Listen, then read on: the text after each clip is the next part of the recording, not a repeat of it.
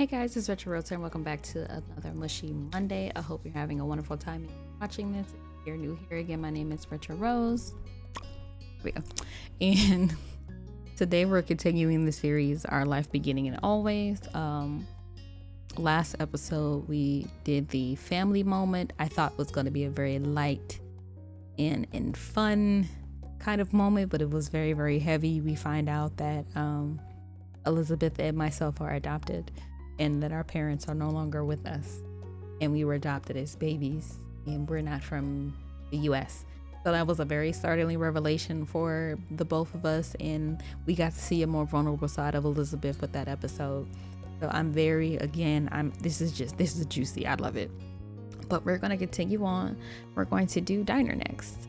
And I also hope after you watch this video, you become a part of my Rose Garden. So don't forget to like and subscribe so I can bring you guys more content. Every like, every comment, every follow helps my family tremendously, and I greatly appreciate it. But let's get started. Sunlight shone through the windows as you sat in your living room, your phone pressed to your ear. Cole was on the other end. It'd been shaping up to be an ordinary day like the other until Cove had called unexpectedly. He sounded unusually nervous greeting you. You listened silently as he kept talking, his words still slitted. So I was just wondering, do you want to come over to my house for dinner tonight? The question came out strangely, almost like he rehearsed it a few times beforehand. Your eyes widened a little. You hadn't expected this to be the reason behind the call. Yeah, I'll go. It was, You seemed that Cole had more to say. You just interrupted him. Whoops. Cool, well, he stumbled for a bit, trying to gather his thoughts again. My mom and dad would really want you to be there. If your parents don't have a problem with it, they asked me to ask you. He took a moment to think. Dinner at home would be quiet and uneventful today. If you really wanted to, you could go to Cove's instead. Cove spoke up again, breaking your thought train, his voice always softer than before. Also, I want you to be there too.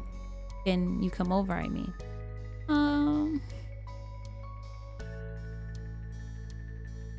I'll have to ask Mom to get back to you. Okay, tell me when you can. He sounded noticeably relieved by your response. Was you coming over for dinner today that serious? He spoke to you for a little while longer to explain what time to come over and other details, then hung up. And that was that. For now, anyway. You called Mom right afterwards, and she picked up on the third ring. It wasn't a long conversation. When you asked to go to Holden's house for dinner, she was more than happy to give you permission for it. No problem there. Mom wasn't one to complain about you spending time with Cove. Cove got a quick call from you afterwards, and he knew for sure that you would attend the dinner. Then you said your goodbyes and went on with the afternoon. Suiting up, the sun dipped down the sky and evening came. It was time for you to head to Cove's house. After letting Elizabeth know you were leaving, she didn't look away from the TV. She just grunted. You made the small journey across the street. You knocked a couple of times on the heavy door of their condo. As you waited for an answer, you found yourself contemplating being the guest while both Cole's parents were there. Oh, I would be so nervous. The idea made you curious. And you wonder why they decided to invite you out of the blue. Maybe you'd find out later tonight. You didn't get too much time with your thoughts, though. The door opened enough for Cole's mom. Kyra stood in the frame, smiling warmly at you. Hey, Rose, welcome. Please come in. Oh, we get to see their house. Oh my God. Okay, sorry. She opened the door wider and moved to make room. You stepped aside, allowing her to shut it behind you. Thanks so much for coming over. I know this is kind of last second. Thank you for having me. Of course, just make yourself at home. It's not my home, but I've been given permission to say that. Hey, Rose, welcome to our humble abode. You jerked your head towards the sound of Mr. Holden's voice. He waved at you briefly from the kitchen with his back turned and a large spoon in hand. Hope you're hungry because I'm whipping up a lot of tasty stuff. True to his words, you heard something sizzling on the stove. You closed your eyes and inhaled. It smelled spicy and savory. Mr. Holden busy and Cove nowhere to be seen. It was just you and Kyra, and she gave you a worried smile. He sure is. While I've been barred from cooking the entire time I'm staying here, can you believe that? She nudged you with an elbow. Mr. Holden scoffed good-naturedly and then spoke from over his shoulder. You're on vacation, Kyra. You need to accept that already. She yelled back, amused obviously on her face and in her tone. People still cook when they're on vacation. Everyone's gotta eat. This is not like I'm some celebrity who can go out every meal and hire a private chef. Well, in this house, you're a VIP. Kyra smiled and shook her head quietly. Then she turned to face you once more. Sorry about that, Rose. Here I was trying to start up a conversation with you, and Cliff just had to butt in. I don't butt in. She eyed him, chuckling in disbelief. He wasn't exactly disapproving her point with that. Kyra leaned over to whisper to you. It's okay. He likes to be included, but since Clifford insists on cooking while by himself, he'll have to wait. The two of us can just chat. The next question continued to be said in the hushed tone, just to be safe. So how are you doing? I'm doing good. That's what I like to hear. She opened her mouth to say something more, but a lightly pounding footstep caught your attention. You checked to see Cope emerge from the hall a few moments later. He might have heard all the commotion and left his room to see what was going on. He quickly took stock of the situation. His cheeks tinted pink at the sight of you standing in his living room, and his hands came to rub his eyes almost bashfully. Rose, hey, thanks for being here. There was nothing unusual about the words in his greeting, but you could tell something was wrong from the way he looked, like he wanted to be anywhere but here. Hey, Cole. You doing okay? Yeah, I'm fine. He didn't sound convincing at all. You narrowed your eyes suspiciously, but you couldn't call him out on it. If you could talk to him alone tonight, maybe you'd ask him what was going on then. It was when you glanced over from Cove that you spotted his parents watching the two of you interact. Cove noticed their stares too, meeting them with narrowed eyes. Are we having dinner now? Not yet, bud. I'm still cooking. All right, I'm going back to my room. As he turned to leave, he bent his head to the side to face you. You coming? The question was quiet, but you heard it clearly. You smiled, pleased that he asked, and nodded in affirmative. Oh, Cove. Oh, God dog it. What was that? Cove turned fully and made his way down the hall. That's what it was. You have fun, you two. We'll call you when the food is ready to go. With that, you followed after Cove. The two of you made your way down the hall. Yeah. This was the first time you were invited to see Cove's room. Cove got to the door first, opening it and stepped inside. You joined him. Oh, wow. Here's a fish tank. Oh, there was a mat on the floor in front of the door. As you stepped over the threshold into his room, you felt a crunch of sand beneath your feet. You glanced down and sand was clustered around the entrance. You even spotted small amounts of it dusted the rest of the room's floor. Though you hadn't anticipated it, you weren't surprised at all. Of course, Beach Boy Cove Holden would have his room all sandy. So this is my room. Cove was a bit shy as he said so, fidgeting with the hem of his shirt, using one of his hands, vaguely gesturing to the space with the other. There's stuff you can sit on if you want. You look over at the desk chair as an option, and you turn back and Cove's already sitting on the edge of a large bed. Are you trying to make your own beach with all this sand? Not really. No, but it'd be cool if I could though. You couldn't help recalling a long time ago Cove explained his childhood dream home would be something located right on the shore of a beach. Maybe that idle thought still held an appeal for him. It made you smile to think about. You sat next to Cove on his bed. As soon as you sat next to him, Cove grew tense. His back went stiff and he ducked his head away. He tried to hide the trembled smile. Oh my God. He said it under his breath as if he didn't want you to hear. You obviously did, and easily since you were right beside him. You were very charmed by his reaction. He raised his brow. You both kept noticing the other's every move. You're adorable. I what? Clearly he hadn't expected the compliment. Somehow this flush grew worse, spreading all over down his neck, and he fumbled for words. He gripped the blanket underneath him and searched for something more to say. Did you see my fish? I've got a tank in it right there. Cove threw both hands in front of him to direct your eyes towards his pets. He was trying pretty poorly to change the topic. That much was clear. You decided to show him mercy and allowed it. You started to watch the bright fish swim. There was a bunch of them floating to and fro in the open space. They stood out starkly against the green aquarium plants. How long have you had those fish? My dad bought them for me not very long after I moved here. I guess it's been years now. Wow, that's a long time.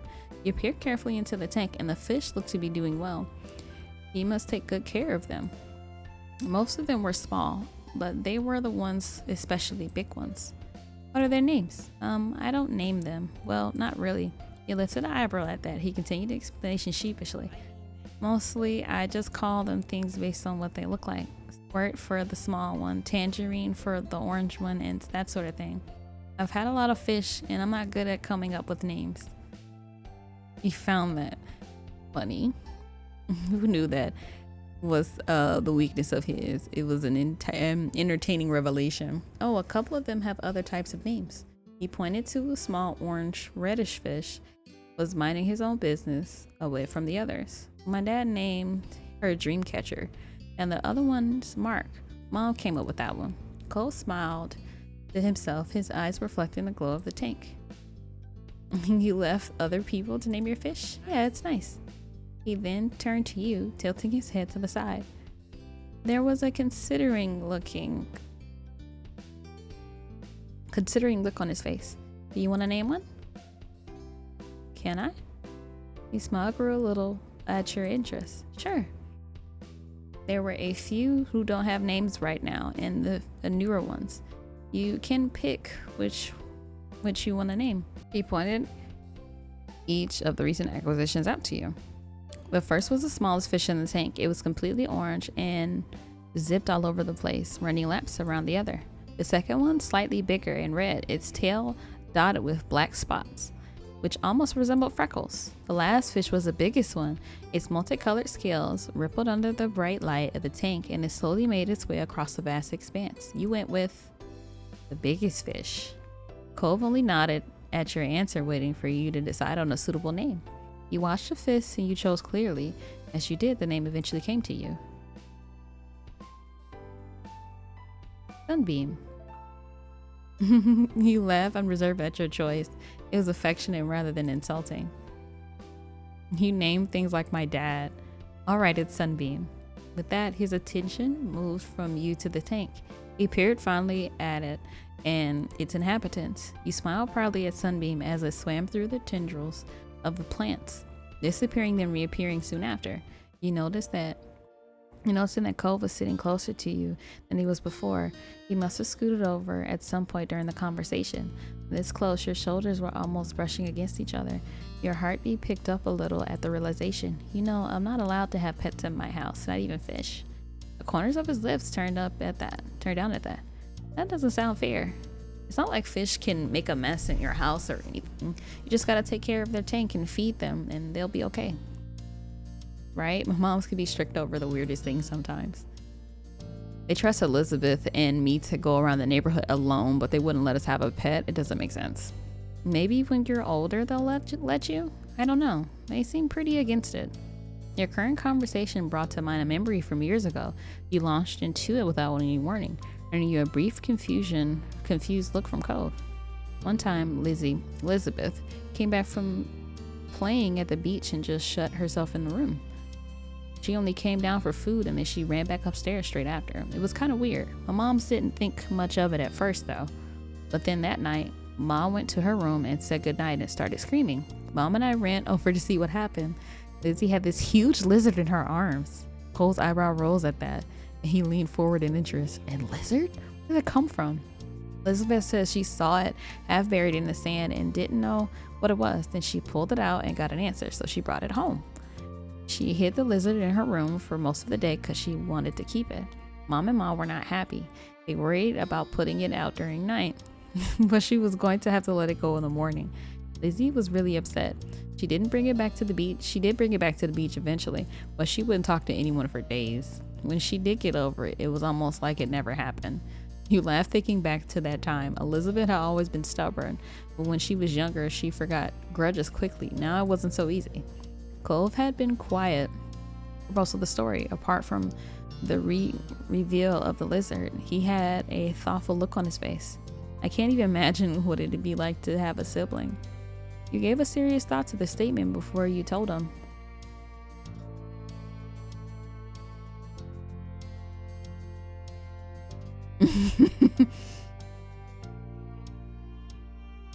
It's a nice idea, General, but my sister is Elizabeth. Maybe if I had someone else as my sibling, I'd like having one more. Cole purses lips at the words and considered them quietly for a while. That's interesting. I think your family's cool.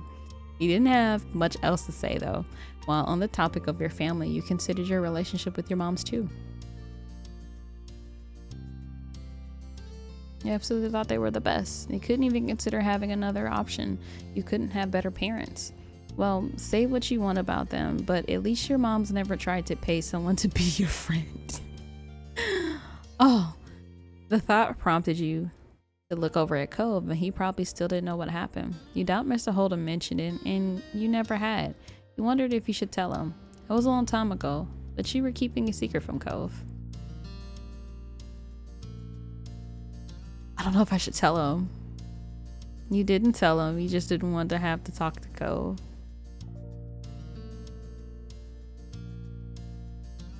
You didn't tell him, you weren't sure how he'd react. If he gets really upset just thinking about this, his possible reaction made you nervous. Time passed, but you didn't really notice. The two of you were busy making plans for the rest of the summer, chatting about your respective days. Eventually, you heard a muffled holler from the different part of the house. You, of course, raised your head in unison. It's time for dinner. Cove watched the firmly shut door he had been locked behind. Cove watched the firmly shut door he had been locked behind for most of the night, but he didn't make a move to get up from bed. You couldn't see his face, so you didn't know what his expression was wearing. Glad you came. Peeked back at you from the other side. It's been awkward. I get that. It's been hard on you, huh? You felt sympathetic towards him. You didn't know what he was going through, but you cared about him. Cove said nothing else and remained sat where he was. Now would be a good time to ask him why his parents suddenly wanted you to come over. Is there a reason they asked me over? It hasn't been awkward for just me. Sometimes it get like this when no one else is around. Now you're here. You hadn't considered that, but it sort of made sense in a way. There was another shout from outside, too muffled to actually know the words, but you could imagine what they were saying. Let's go. Cole finally got up, lumbered away with his shoulders sagged. You followed after him. Together, the two of you made your way back to the living room. As you expected, Cole's parents were politely waiting for you at the kitchen table beside the windows overlooking the back of the house. Food had been prepared and set. Mr. Holden beamed at you and Cove and took your places. I hope everyone's hungry. I cooked up a feast. I know I am. Yeah. Cove mumbled response wasn't nearly as upbeat as theirs. His parents didn't notice, or they pretended not to. Mr. Holden instead looked at you grinning. Let's all just take a moment to thank our special guest for being with us here tonight. I'm so glad you were able to make it, Rose, and on such short notice too. You thank Cove's parents for inviting you. I'm happy to be here. Thank you for inviting me. Well, that's it, everyone. Please dig in and help yourselves to the food. Upon his encouragement, you looked over to a meal spread out in front of you. There was a large garden salad in the center, surrounded by a variety of Mexican dishes. There was a lot of sides and options and sauces to add. Oh. You were very happy about these options.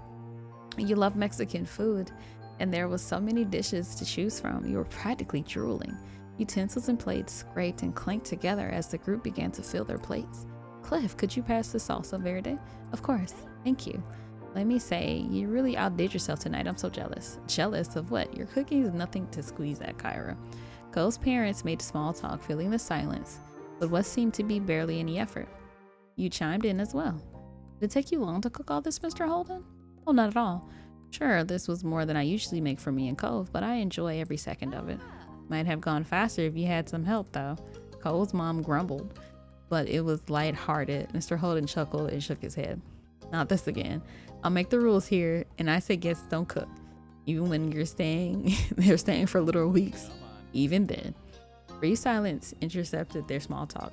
You piled some food on your plate, waiting your turn for someone's turn if someone was serving themselves a dish you had your eye on. Once the food had been divided and things settled down, Cole's parents started talking again. Now then, you sat up in your seat when you noticed that they're both looking at you. What are they planning? How's it going? How's everything been over there at your house? Are your moms well? You've been keeping busy this summer, or maybe you're just trying to take it easy during this break? You were more than happy to answer. Those parents seem honestly interested in hearing from you. You were kind of flattered by the attention. You answered how things were at home. It's been good. Fantastic. Oh, that's wonderful. What you things we're doing for the summer? You should know that I've been...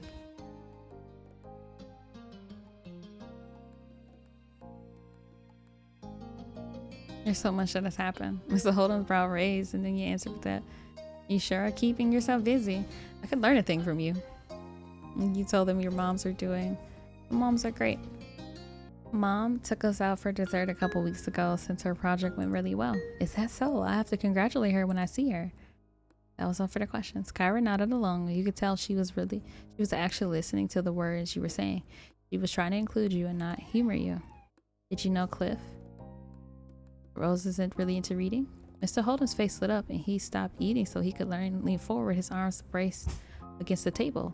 Nice. Oh, is that right? Very cool. I'm pretty serious about it. You are. Such a young age. That's really impressive. If you keep putting in the time, I'm sure you can do something great. Thanks. Cole's parents were definitely the encouraging type, but you could already tell that much about them. There was a lull in conversation as everyone focused on attention on their respective plates. You noted, not for the first time, that Cole's parents were the ones guiding the conversation. Do you wonder if you should break the silence this time? You brought up the top of your own conversation. Also, like other things. Tell us more. Yeah. You look genuinely eager for you to keep talking, so you did. The rest of dinner continued just like that, the light conversation as you ate your meals. Eventually, all the dishes on the kitchen table were pretty much gone. Kyra set down the fork and rested her arms on the side, letting loose, satisfied sigh. Her plate was completely empty. That was delish. Thanks for your culinary creations, Cliff. Mr. Holden, like a flower soaking up the rays of sun, he beamed, flattered by the praise. You ate until you were satisfied. It had taken you some time to finish it all, but eventually you'd clear your plate. Cole successfully kept his presence to a minimum for the full meal. He was slumped over, even now toying with his silverware. His parents practically only talked to you. Most attempts to entice him to join the conversation failed. And again, Cole didn't tend to talk a lot unless he happened to be in the mood for it. But you weren't surprised things ended up this way. You didn't get much time to contemplate Cole's situation before your attention was taken by Mr. Holden pointedly clearing his voice. Not to sound like a broken record. Thanks for coming, Rose. I'm glad I finally got a chance to have you over for a real dinner. What? Did you hear that right? This is the first time Rose has ever had dinner here? Why in the world haven't you invited her over sooner? Cole was always the one going over to Rose's house until now. I mean, how was I supposed to reject the generous offer of the Smith family to host my kid? Kyra shook her head, but the amused smile she was sporting told you that she wasn't actually mad. This guy, honestly. The three of you looked at Cole in unison. His small sound became more than enough to get the focus on him after his silence, but now he'd stopped fiddling with his fork.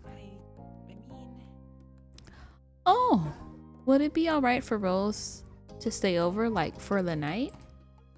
He shot you a shy glance, then smiled a little. If you're cool with that. Mr. Holden's shoulders stiffened. He sat up straighter, eyes darted back between you and Cole, his mouth open, but not a peep came out. You've never seen Cole's dad say no to him before, but this was different than usual requests. It wasn't as simple Mr. Holden was lost. Then Cole's mom reached out and took hold of his shirt collar as she pulled him closer. She glanced at you before leaning in and bringing his hand up in front of their faces. The two adults whispered seriously to each other. Cole's eyes open wider. He leaned forward as if he would help him overhear his parents' conversation. Mr. Holden kept gesturing with his hands while Kyra made sure he didn't get far away from all the movements. Every now and then, both of them would watch you and Cole out of the corners of your eyes. It didn't seem like they were fighting to you. They looked more like some kind of tiny sports team having a private huddle. After a bit, they broke the group up. They moved back to sit properly in their chairs. You snuck a look at Cove and stared at them expectantly. You were eager to hear the verdict, too. We, Kyra, and I think it should be fine, but... He lifted a finger dramatically, his brow raised as he matched Cove's gaze and then your own. We'll have to talk with Rose's parents to make sure they'd be comfortable with it. If they are, we can arrange for a sleepover to happen a different night when everyone is more prepared. If Rose's folks don't like the idea, there's nothing we can do.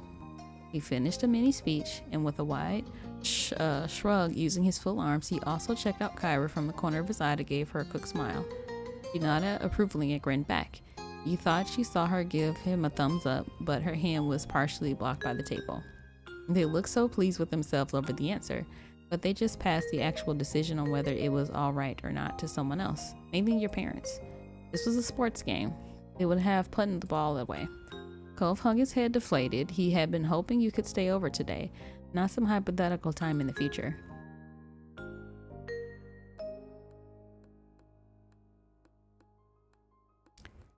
You can sneak into my room again. It's crazy. Cheer up, Cove. I'm still right here, and things will work out somehow. But he still appeared upset. The corner of his lips lifted a little in appreciation for your comfort. With that, dinner finally came to an end. Mr. Holden stood up from the table, began collecting empty plates. Cove was asked to help out, which he did with a little fuss. Kyra tried to lend a hand as well, but Mr. Holden didn't let her. It seemed she was bombarded from cleaning as well as cooking. You weren't allowed to chip in either, since you were there as a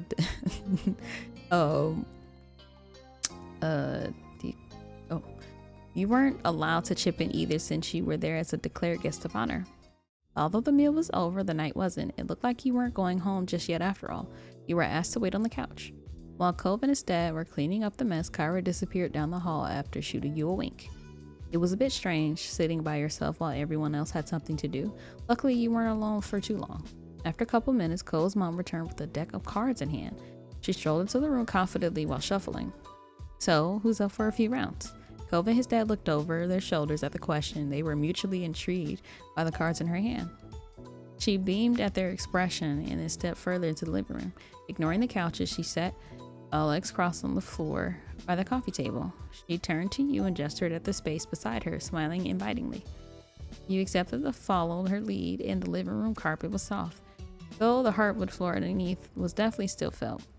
Kyra did an overhand shuffle while she waited for the others to finish their task. The smile had yet to leave her lips. This is going to be good. You were nervous. You got through the dinner all right, but you didn't know how the rest of the evening would go. It didn't take much longer for Cove and his dad to wrap things enough to call it good. Cove's dad appeared first, following closely behind by Cove. Mr. Holden rubbed his hands together in anticipation. All right, I'm ready. As he took a seat across from you on the floor, you noticed that Cove hadn't joined him. He sat straight down the hall instead. Oh, wait, what? He went straight down the hall instead. Without even a word, you stared on confused, and he disappeared through to his bedroom. Cove's parents didn't look concerned at all at the stunt. Kyra nonchalantly split the deck of cards into two and ruffled the halves together, while offering an explanation of sorts. Cove doesn't keep his wallet with him when he's at home. He puts it away. What? Bo quickly returned to the living room, a black wallet in hand. He took a place at the foot of the table with the rest of you. You blinked at Cove and zipped his wallet. You all use real money for card games with family? I was not ready for that. While you sat there, your heads idle in your lap. The three shot looks at one another and sized each other up. Yeah. That's right, $5 per round per person. Winner takes all. Yo, go big or go home is crazy. Oh, are you planning to kick on kicking Rose to the curb, or do you intend on donating to the guest of honor's pot, Mr. High Roller? They are hilarious. Mr. Holden narrowed his eyes and leans back against the side of the couch, completely at ease. If Rose wants to play, I'll fund her way in. Don't worry about all that. He rested his arms across the top of his knees and he propped it up. Cole's dad was acting slick in the way you never seen him before. Thanks, Mr. Holden.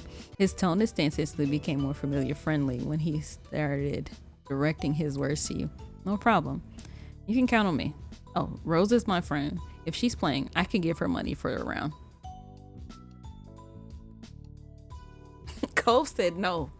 That's me. I got this, Dad. I got this. Mr. Holden wasn't intimidated by Cole's scowl. He only grinned, chuckling. All right, bud. I can see your might of personality. Cole still looked a little sour. He didn't protest some more after getting his way. Well, if you got your ticket, interested in throwing in? You glanced around. It seemed like serious business in response to your consternation. Kyra softened her competitive smile. Don't worry too much. We'll probably just do some rounds of goldfish tonight. No biggie. What do you think? You can join in. I'd love to play. Mr. Holden gave a big thumbs up while Cove nodded firmly back. You were really good at goldfish. I'm terrible at it now, but I used to be queen at that as a kid. You usually won when you play with your own family. To the point Elizabeth refused to play the game with you anymore. Fantastic. We'll play it for however long everyone wants to keep going, or until people start running out of cash, but they're still refusing to quit until they're behind. Speaking for yourself, I see. With a laugh, Kyra nudged you using your elbow and motioned towards the other two with their chin. Don't be fooled by their soft faces. These boys are sharks. In reaction to her words, Mr. Holden smirked and Cole's eyebrows became more angled. Kyra's phrasing made you think back to when you were young, specifically Mr. Holden's favorite shark pants that used to be wear all the time. Perhaps they had been fit for him in the ways you didn't know of. You could feel tension in the air. Cove and his parents glued their eyes to one another, then they placed $5 bills in the empty space in front of them. Cove dropped an extra one for you, giving you a tiny smile after he did. Once it was done, Kyra began dealing out cards to everybody. It was time to begin. First round came and went quickly, with the group getting into the grooves of things. You won right away, which meant you had money to keep playing in the second round. You're a natural. Nice done. Better keep those wits about you for the next round, though. As the night went on, so did the games. Mr. Holden would jokingly shake his fist whenever someone other than him got a pair. Kyra acted as a news anchor, reporting on every move everyone made by speaking in her curled fist. Cole was still a few words, but now it was because he was focused on the game instead of being overcome with awkwardness. Most of the time, you even spotted a smile on his lips. You won quite a few games. To your delight, you had a hefty money pile on your side of the table. You must regret paying Rose away in, huh? Now, no way. Rose might be beating me, but she's also beating you two.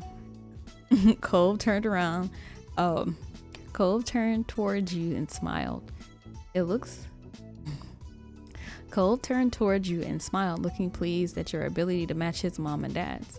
You grinned at him and touched his speedy comeback. It became clear that their money went in the moment they didn't really matter. They ended up giving it back to one another in other ways, not just through more rounds of cards. You sat back looking over the scene. A tiny smile grew on your face. Cole's family was pretty cool, you thought. You were glad you got this chance to come over and spend time with the three of them. That was cute. Okay, look, his family is hilarious. And I'm just kind of like, dang, like, huh? What's this?